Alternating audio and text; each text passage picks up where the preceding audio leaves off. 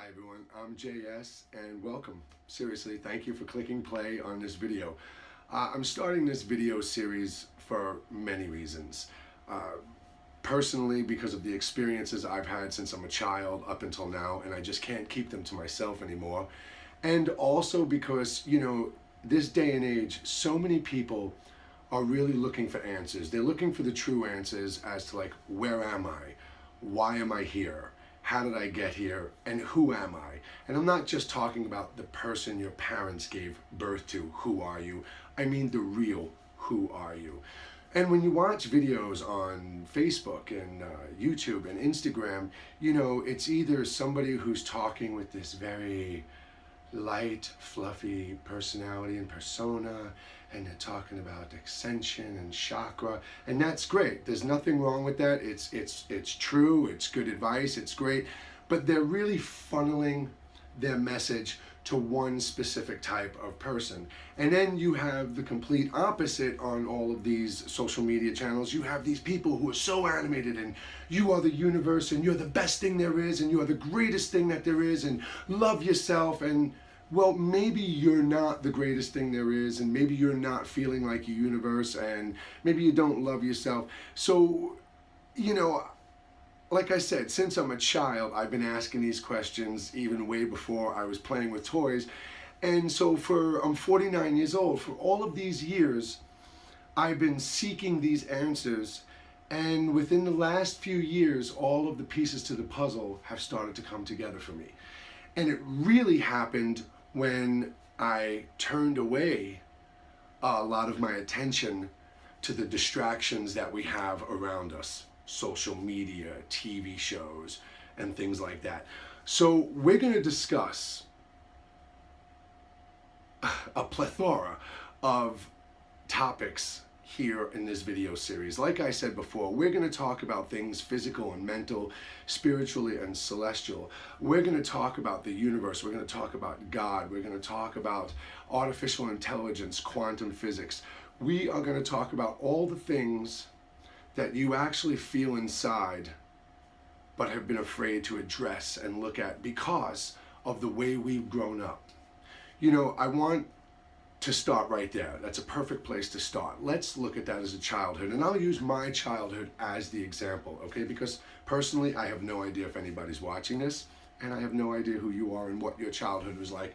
So I will use my life, of course, as the experience and the example. So, my childhood. Like most kids, we're born. Our parents have us, we're born, and we start to just crawl around, walk around, grab things, look, smile, laugh, cry, all those things. We have a natural desire to experience and witness what's going on around us. A natural desire to witness and experience the things that are going on around us. And as we're doing this as children and we're developing ourselves, we're developing our own sense of awareness, we're all of a sudden picked up, taken away from our parents. We're put into an institution Monday through Friday for about 7 hours a day, where we are now being force-fed information that someone else decided you should know. Listen to what I'm carefully telling you.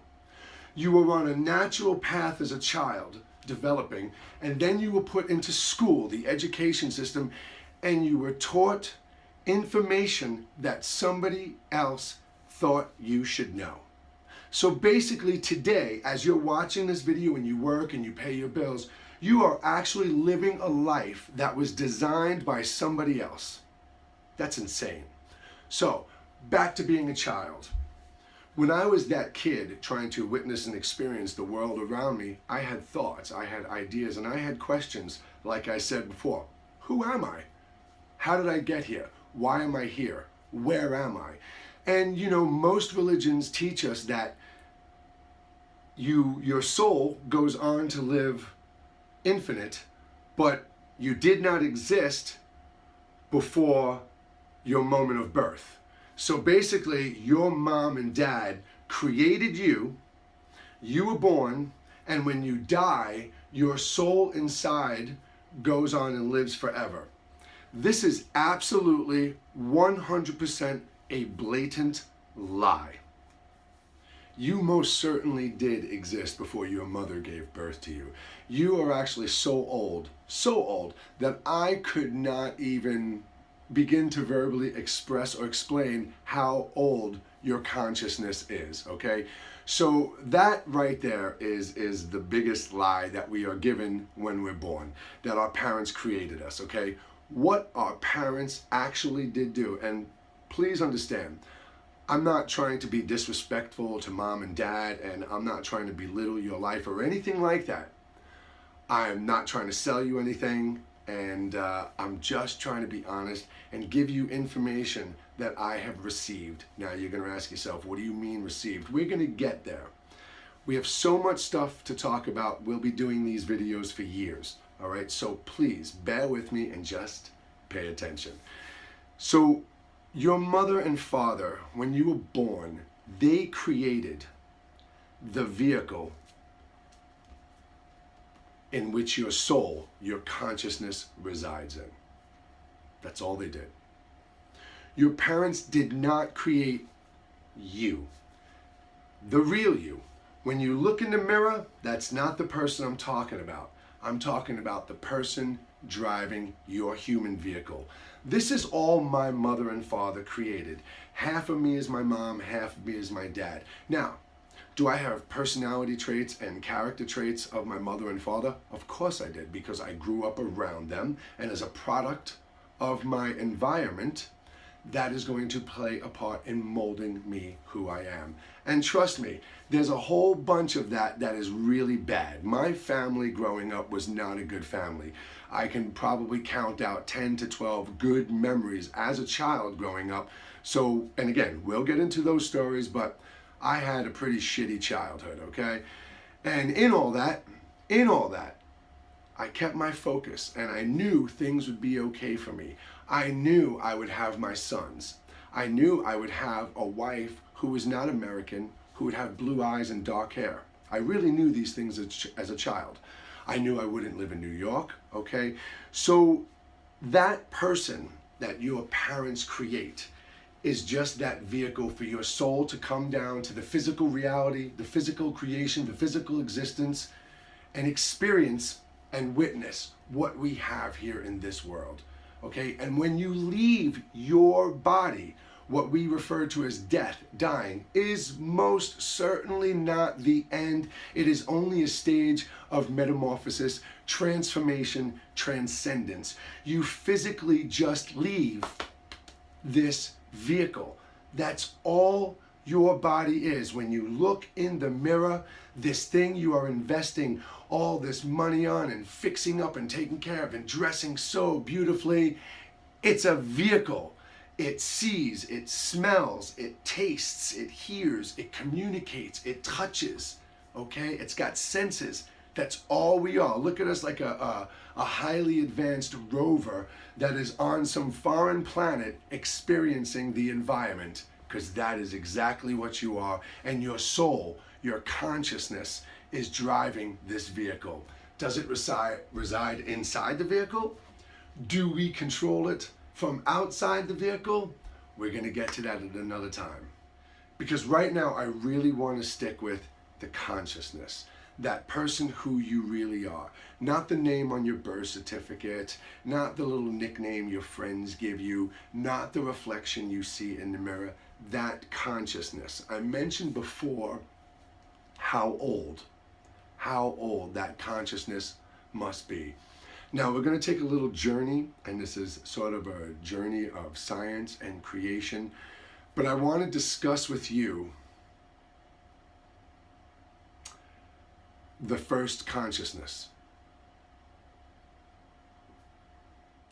I apologize if there are moments that I sit and stare off or seem to be daydreaming for a second or thinking about something, but I'm receiving information, I'm feeling information, I'm getting insight as I'm discussing things with you, and sometimes I have to kind of stop and give myself that little room to receive it.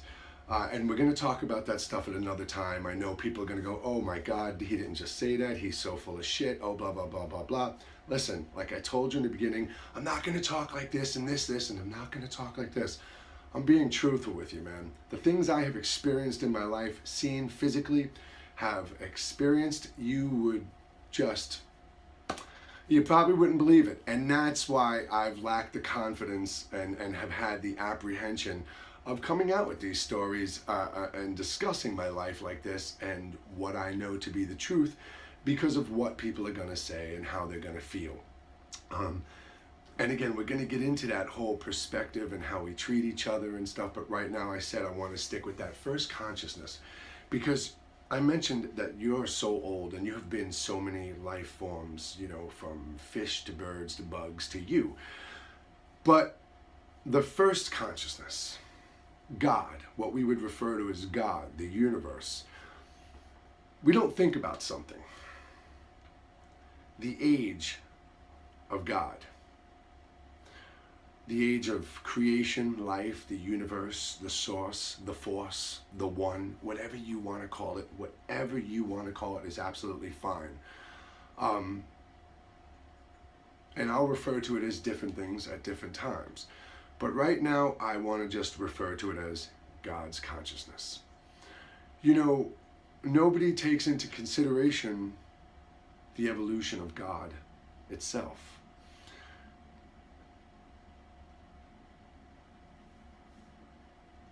When the first awareness, the first consciousness woke up, it didn't see, it didn't hear, it didn't smell, it didn't taste, it didn't speak. There was no language, there was no words, there was nothing to see, there was no light. Light, the word light didn't exist, the concept of light didn't exist. There was just an awareness. An awareness all by itself, alone, darkness, silent. There's not a number, billions of years, trillions of years, zillions of years, whatever you want to make up. There's not a number to express, to tell you how alone and how lonely and how long it took God to be able to even start understanding and having thoughts, to be able to start doing things and creating. Can you imagine? Just try to silence your mind for a minute, silence your heart, your soul, everything, and just for a minute, think about what God had to go through to become God. How long it had to evolve to be able to create all of this. For what? For what? To experience, to witness, to not be alone, to love, to create. That's what we're here for. We're not here to destroy. We're not here to hurt and harm and kill and slaughter and transform and terraform. God had to evolve and be alone for so long before it was able to separate itself and create. And we have this now, and all we do is value money, materialistic objects, and things like that. We wake up every single day living that life that someone else designed and created for us to pursue money, to buy things. We watch and eat and consume and interact and take part in things that distract us from who we really are and only leave us with that person our parents and school created. And all through our lives, inside each and every one of us, and you yourself, you have that loneliness in you, that yearning, that desire to know who the hell am I really and where the fuck am I really? You have that inside you. Don't lie to me. But you suppress it. You keep it down and you shove it down and you take part in what we do every single day. Now, how do you think that first awareness, God, feels? Because it was so alone that it created all of us, all of this, and all of us out there, so it can take itself, its energy, its soul, its own life, and put us all here so we can see, witness, and experience love and light, and we can send it back to God, the universe, the cosmos. Again, whatever word you choose to use, because it all means the same thing in the end.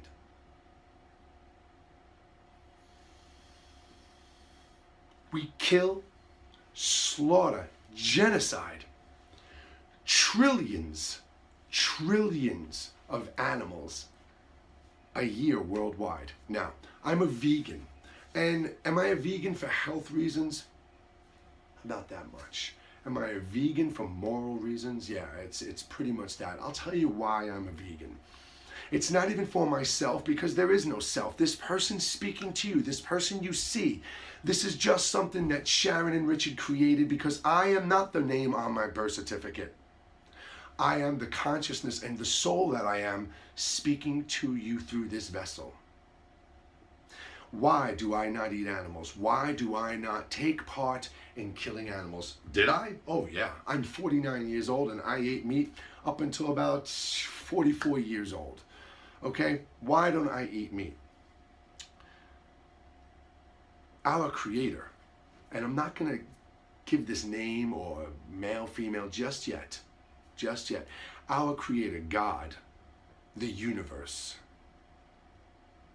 creates all that there is.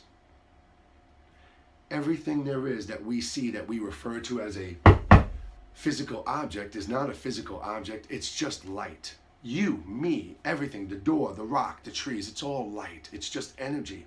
We are vibrating energy, a resonating being. Okay? Now, this energy, this vibration, everything that's keeping everything together, everything that is giving life, God, is the animals too. You know, we look at our consciousness with such ego, like we are here. We think that we're here, the top of the food chain. It's not a food chain, it's the evolutionary chain. Consciousness works like this.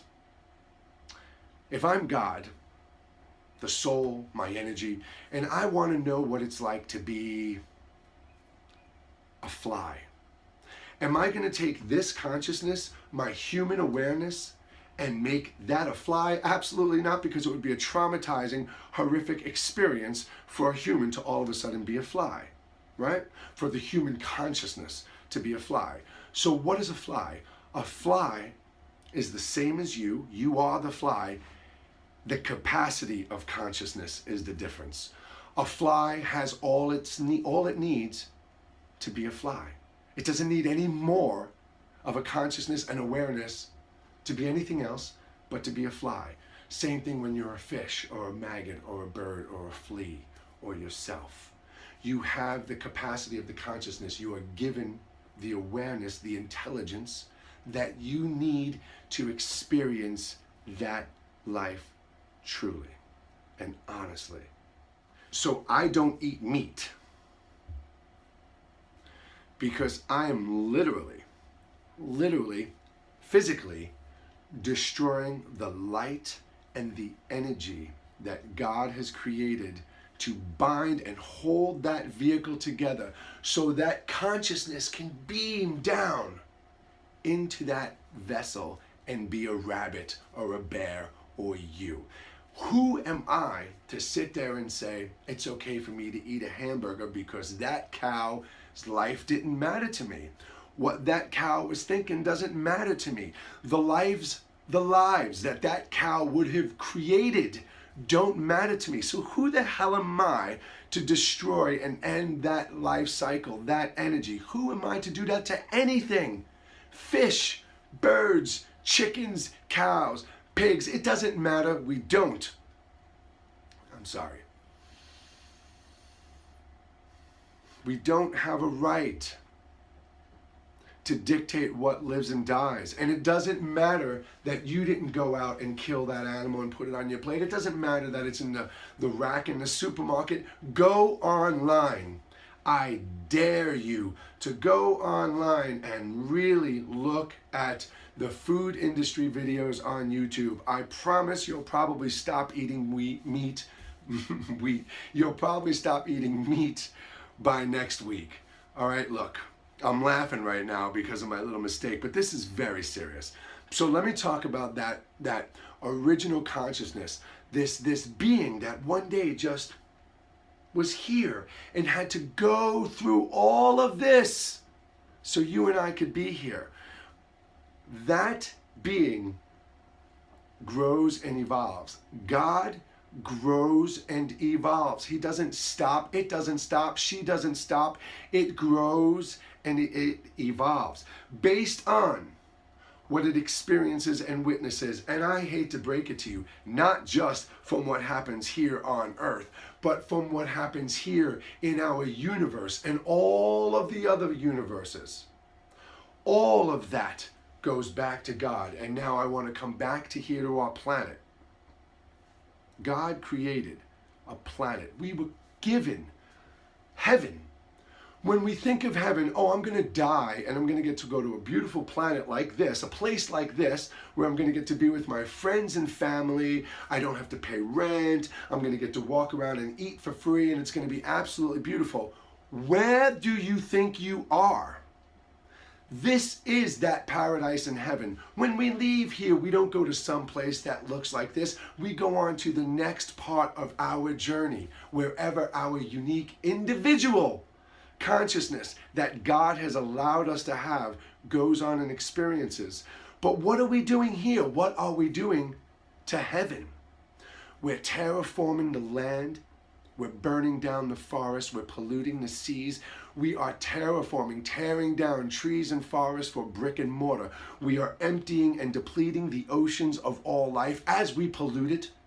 We are mass slaughtering pigs, chickens, cows, and whatever your country chooses to eat. We're just mass slaughtering them. And here in the United States, we waste more than 50% of all produced food. So why there's one starving child in the United States alone, let alone the planet, is just beyond me.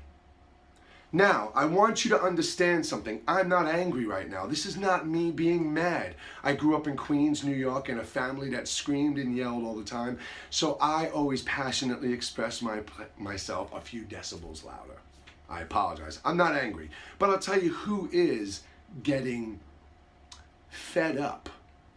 And that's God. Creation, the universe. We are creating so much darkness, so much hatred, so much destruction that we are literally turning God into that. Now that sounds horrible, and people are going to go, oh my God, blasphemy, listen to what he said. But think about this. God grows and evolves and learns just like you and me. And it does this on the direct experiences that you and I have.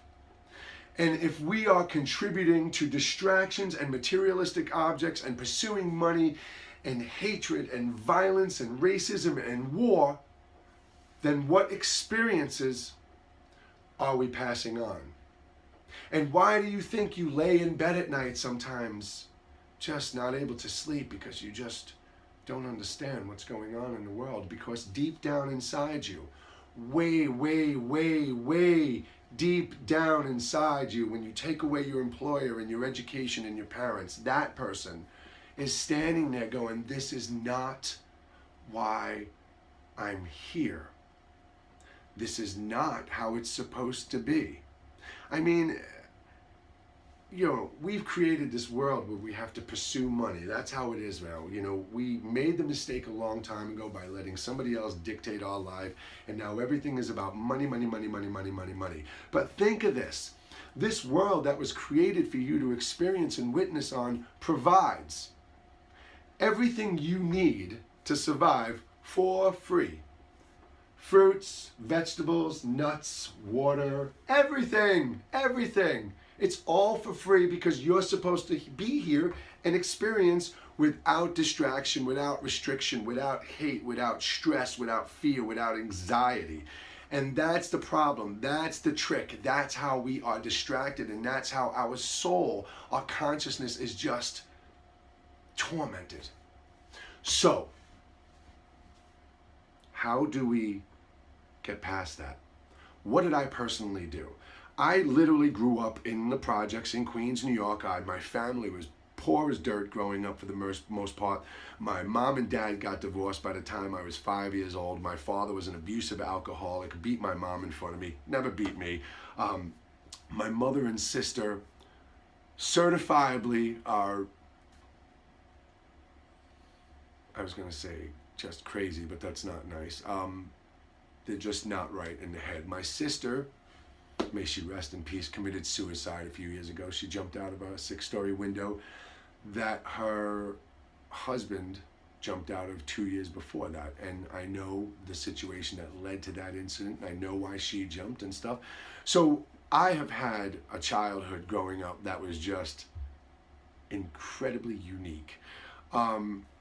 How am I still here with a beautiful wife and 2 beautiful sons? I have a beautiful home, and I'm truly, truly inside here happy. Well, again, this is all going to take so much time that you're going to be tuning in and watching these videos if it's your thing for a very long time. But we'll start with this. You know, as a child, I knew that I wouldn't be in New York. I knew I would live someplace like this, the woods and stuff. And like I said, I knew I would have a beautiful wife who would be from Europe with blue eyes and dark hair. And I knew I would have a beautiful, amazing son. I honestly didn't know I'd have 2. And these weren't just ideas. These were really like in my heart. I knew that I would have these things.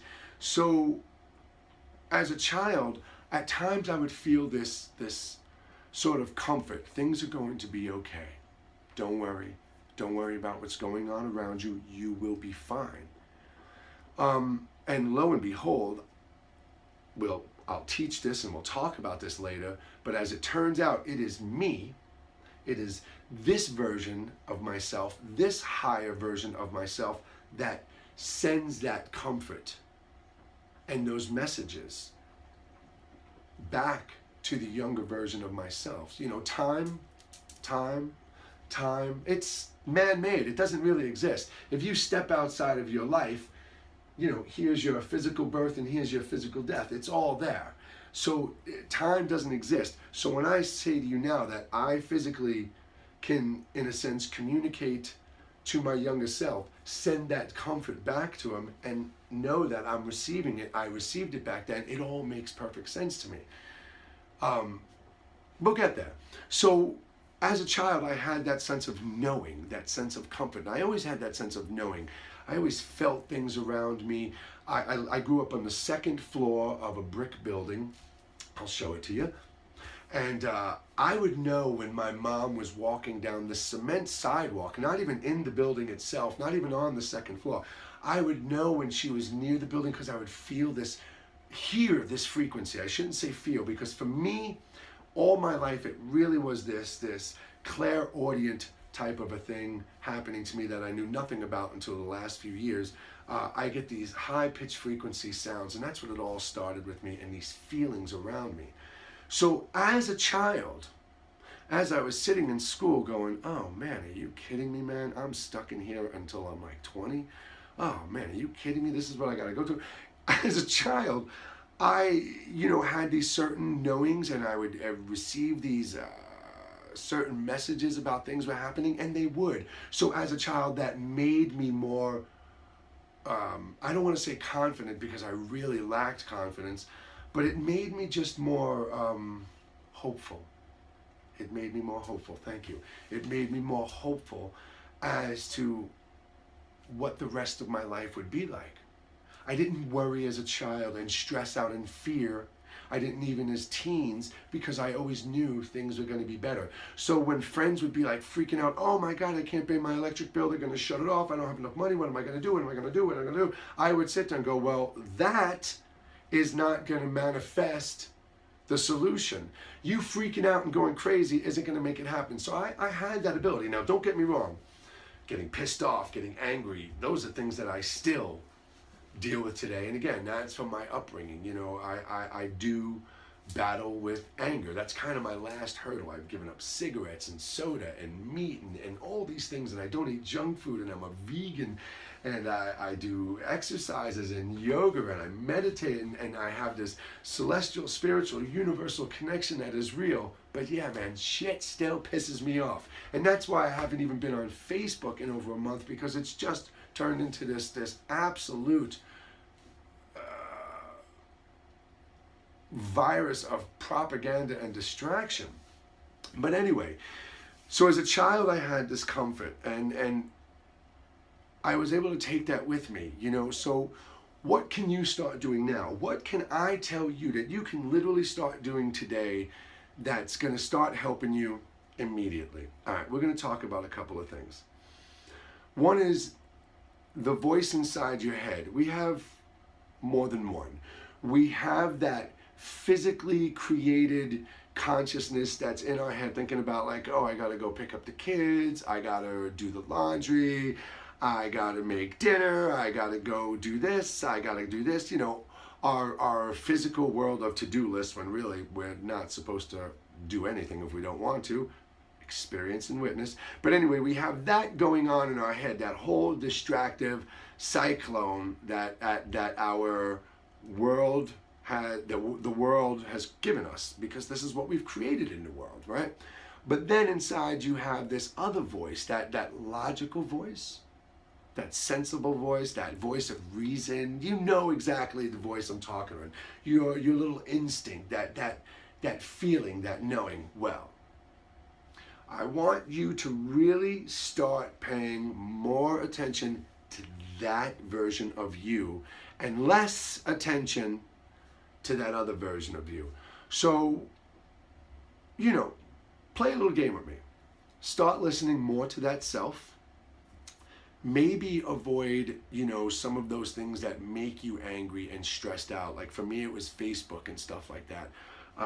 I would just read all these political articles and religious articles, and again, you know, I would see advertisements from channels that are supposed to be about spiritual enlightenment, and they're promoting these people who are absolute frauds that are just trying to make money off of fictitious stories, and it's heartbreaking. It's heartbreaking, because you know your world wasn't created for you to be a working industrial slave. It wasn't created for you to be taken away from your parents as a child and thrown into an education system for you to work till you're 65 years old and then have the government decide that here's your social security so you can survive. None of this is the way it was supposed to be, but it's the way it is, and we can make it good. We can make it good. So start paying more attention to that voice of reason, that logical voice inside you, because that is most likely your higher self trying to guide you now.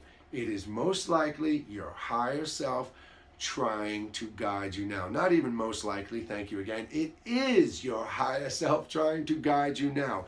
That other self, again, is that created world part of you that's not really you. It's the pursuit of money and the materialistic objects. So as you start listening to that self, there's a couple of other things you can do. For me, these were the things that started to help me. One, I did stop eating meat and dairy and all that stuff. Now, I'm not telling you to become a vegetarian, and I'm not telling you to become a vegan, but I can tell you that dairy, the breast milk of another species, is taboo. It's forbidden, and it hurts. It hurts the universe, man. We are the only species on the planet that consumes the breast milk of another species, and it's absolutely horrible and it's disgusting. So dairy needs to stop. You need to stop dairy, and I don't care who you are. I promise if you stop eating dairy, milk, cheese, and ice cream and stuff, within a week, you are going to start to feel physically better. You're not going to have that thick feeling throughout your body. Now, there are, almond milk is fantastic. You'll never know the difference. Coconut creamer, so delicious. Coconut creamer for your coffee. Try Luna and Larry's Coconut Bliss ice cream. There are so many products out there that you won't ever need dairy again, even cheeses. So don't worry about it. You're never going to miss that stuff. So consider limiting dairy. And now as far as that chicken and that beef and that fish and that sushi and all that stuff that you love to eat, aside from the negative health aspects from eating it, you really need to start being aware of what you're doing. If you want to eat a steak, you want to eat a burger, you want to eat chicken, then I want you to do the next thing for me. When you're sitting down eating that chicken, I want you to think about chickens. I want you to visualize chickens. I want you to think about the concept of, we take our kids to petting zoos and teach our children to love these animals, and then we go home and feed them the very animals we're teaching them to love. So I want you to start visualizing that animal you're eating, and I want you to remember what I said, that just because you didn't kill it, you're consuming it. You're supporting the industry that is destroying the light and energy that is created and given by God itself. So, listening to your voice of reason, your logical side, maybe reduce that dairy, get that crap out of your house, start being aware of what you're eating. You don't want to stop eating it, that's fine, but accept the responsibility and accept the awareness of what you're eating. And I'll tell you a little side secret. If you do give that stuff up, if you do, then you are blessed and given something in return, I promise you. The other thing I'd like you to do for me, and this is really where a specific part of what we're going to talk about in the coming weeks is, the third eye, your pineal gland, but let's leave even organs and body parts out of this. Your third eye, your eye of your consciousness, your soul's eye, your energy's eye. It is a real thing. I kid you not, it is a real thing. And nobody, no one has come up with a technique that will show you something that will prove to you exactly what we are a part of. I am going to eventually show you how to do something, no charge, none of that stupid nonsense. I am going to show you how to do something that is 100% going to show you exactly what we are a part of. We're not going to get into it today because it's a technique and we need to build up to it. And we're going to start with this. The next thing I want you to do, logical self, dairy, meat awareness. You know, meditation is something that becomes so diluted and complex because people just, when they try it, they can't clear their head and they give up.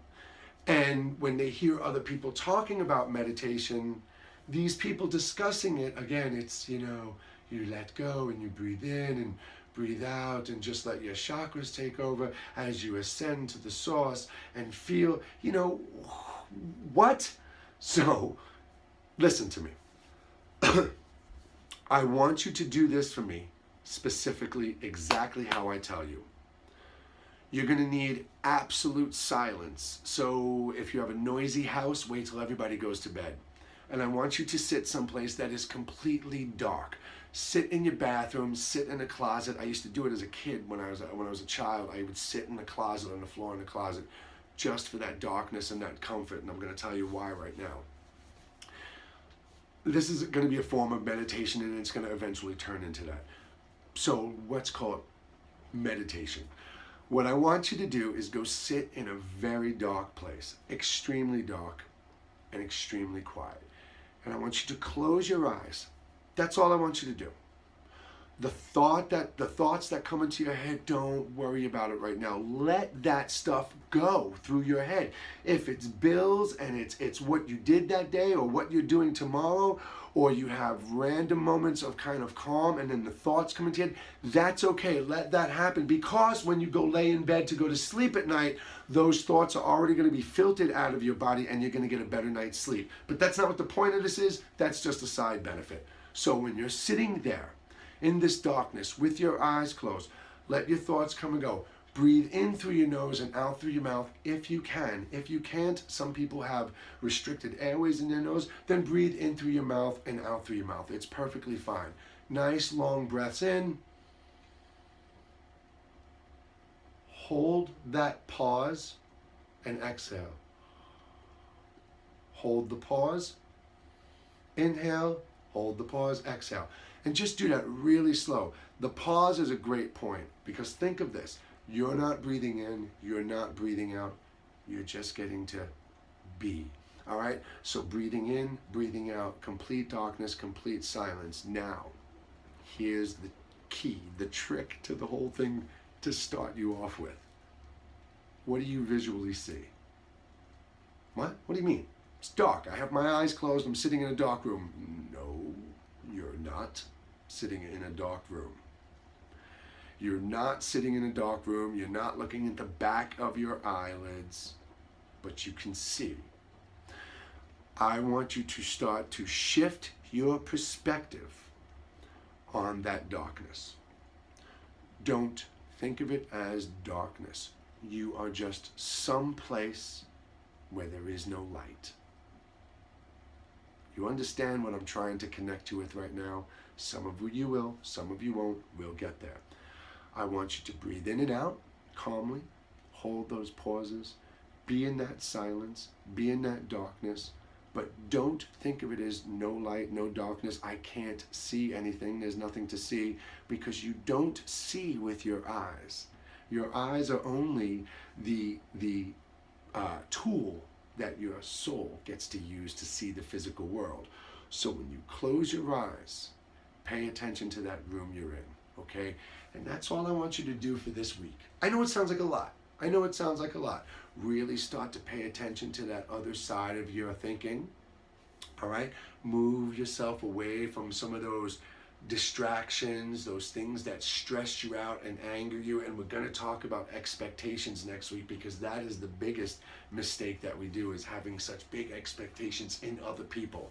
We're gambling our emotional state on our imaginary thought of somebody else's production of what we think they should be doing. It's just a crazy thing.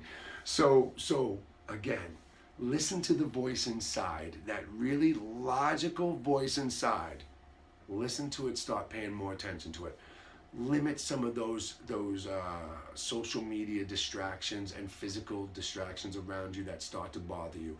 We're going to get into minimalism and stuff next week and clarity of space. So logical reason side, really start to down that dairy. It's a universal taboo.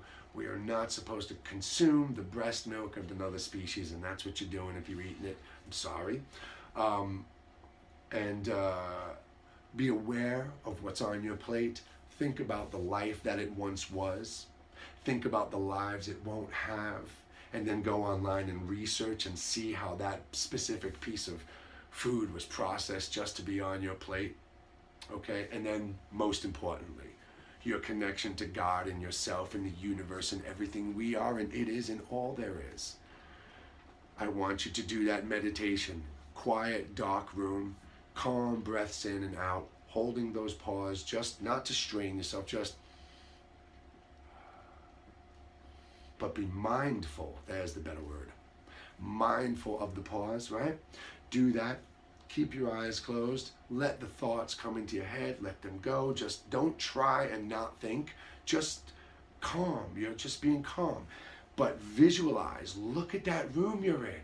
You're in a dark room. Just sit there and look at that dark room you're in. It's going to help some of those thoughts go down, and it's going to help you start to connect with that original consciousness we all once were a long, long time ago. And I'm going to leave you with this until next time. We all wonder, most religions have told us that God is a male. We've always pictured the big white robe, the big white beard and white hair sitting up on the cloud as God. That original consciousness, that original awareness, the first